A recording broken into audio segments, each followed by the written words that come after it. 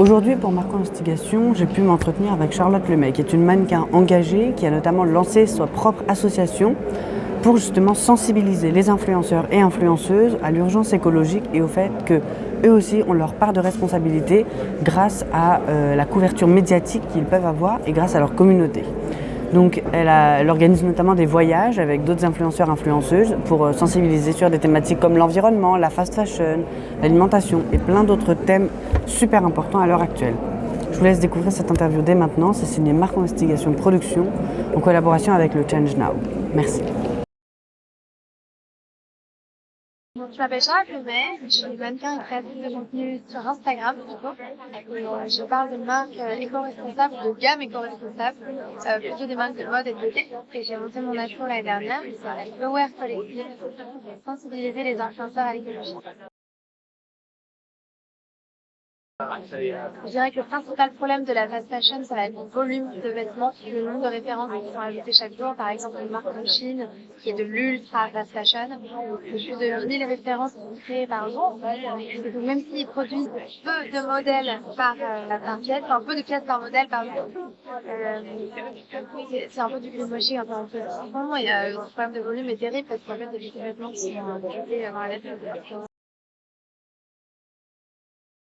Alors pour ma part, je bannis la fast fashion, je boycotte depuis quelques années, je sais plus depuis combien de temps exactement, donc à titre personnel et en tant que mannequin et influenceuse, je dois faire aussi 3 ans que vraiment je ne peux pas travailler avec ces marques-là.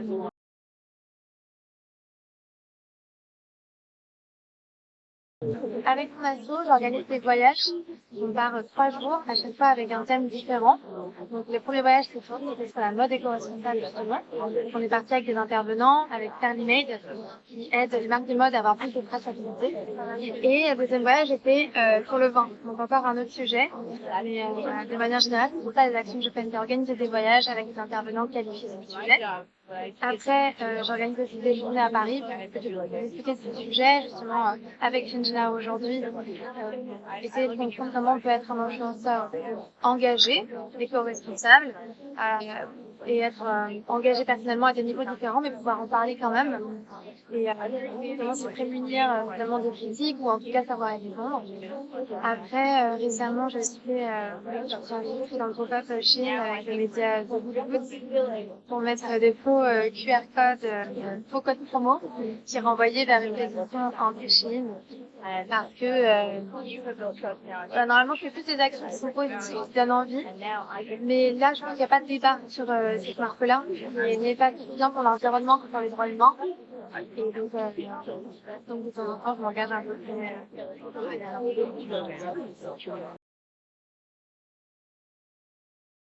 Vraiment, les actions concrètes, ça va être de leur donner des clés, donc des chiffres sur les sujets choisis, leur présenter des personnes qui peuvent justement leur avoir un revue sur ces sujets, créer ce côté communauté, parce qu'en fait, les influenceurs ont notamment peur de parler d'écologie, parce qu'on est tous sensibles aujourd'hui à ce sujet-là.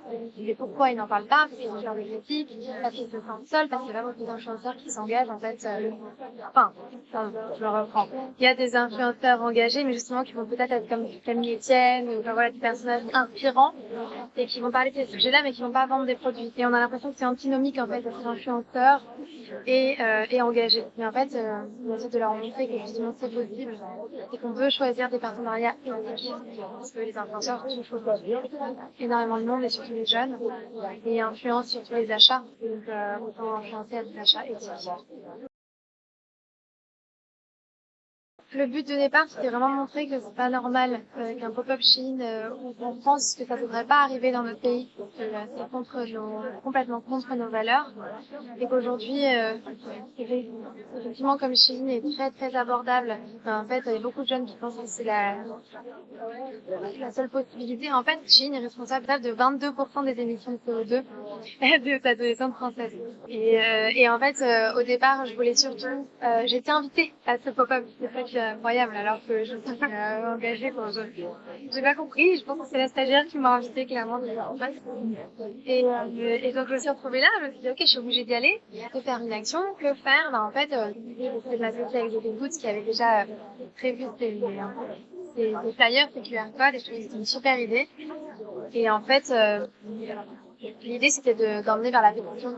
Et la pétition, c'est une pétition pour interdire Chine en France, ou en tout cas limiter l'ultra fast fashion. Et on a eu 100 000 signatures en une semaine.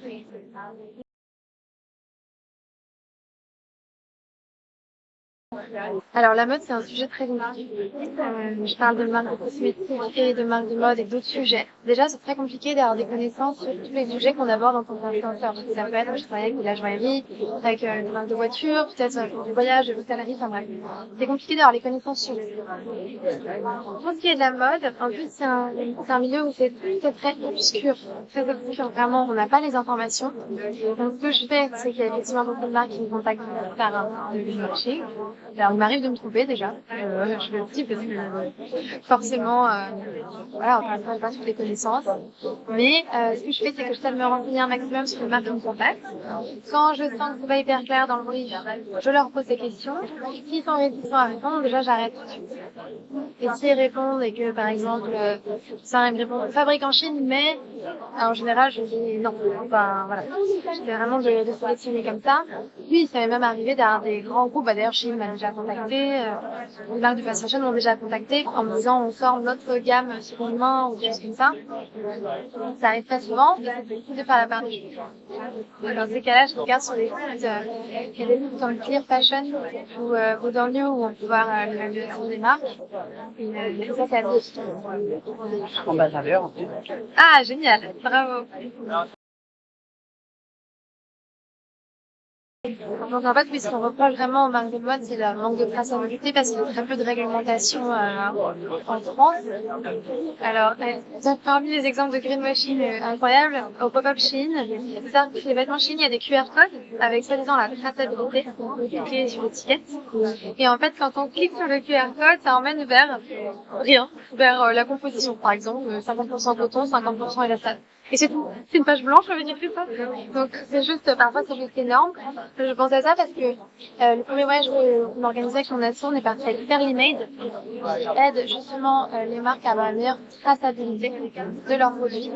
Je pense que ouais, c'est ça le vrai enjeu. Comment faire essayer de sélectionner au maximum les marques, justement regarder sur mon site là comment elles sont notées, si elles envoient leurs informations. En général, s'ils ne donnent pas les infos, encore une fois, c'est pas bon signe. Donc voilà, en tant que consommateur, c'est vrai que c'est difficile. Ça prend du temps de sélectionner, mais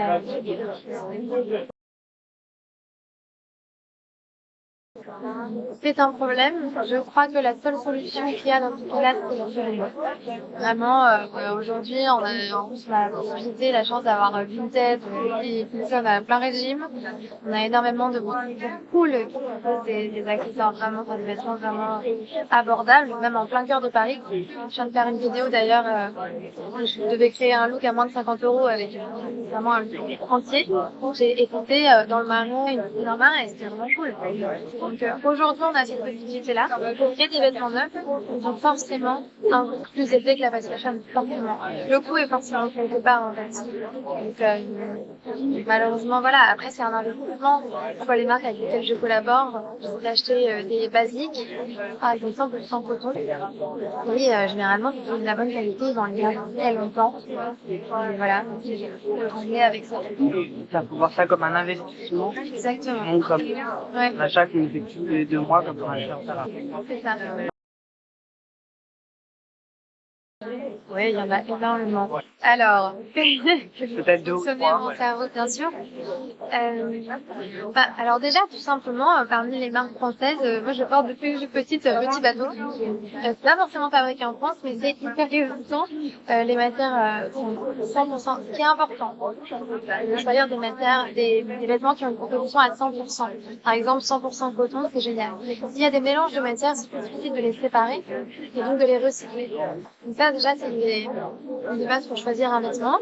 Donc, typiquement, c'est une marque que j'aime bien. Après, dans les marques un peu niche, il y a Salut Beauté qui fait des costumes et des robes Liverpool, Clé, arrivé en France. Il y a Thinking Blue qui est une marque espagnole très cool. Il y a The Other Side, ça c'est The Other Side, c'est des basiques en coton bio, fabriqués en Europe. Et voilà, je suis sûre qu'il y en a encore plein d'autres marques, qu'il y en a beaucoup. Au niveau de la fin, je dirais que déjà il n'y a pas besoin d'être parfait pour parler d'écologie. C'est important de se le rappeler parce que vraiment je crois que le gros problème qu'on a aujourd'hui c'est cette pression. Si on parle de ces sujets, on a l'impression qu'on va être critiqué derrière sur tout ce qu'on fait et en fait c'est oppressant. Et là on est dans une phase où il faut dépasser ça parce qu'on a besoin de tout le monde, on a besoin d'un maximum de personnes.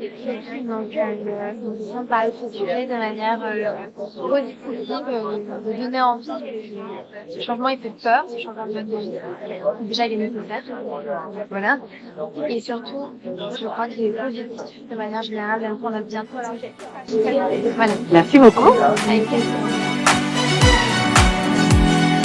Baby, you can find me under the lights, diamonds under my eyes. Turn the rhythm up, don't you wanna just come along for the ride?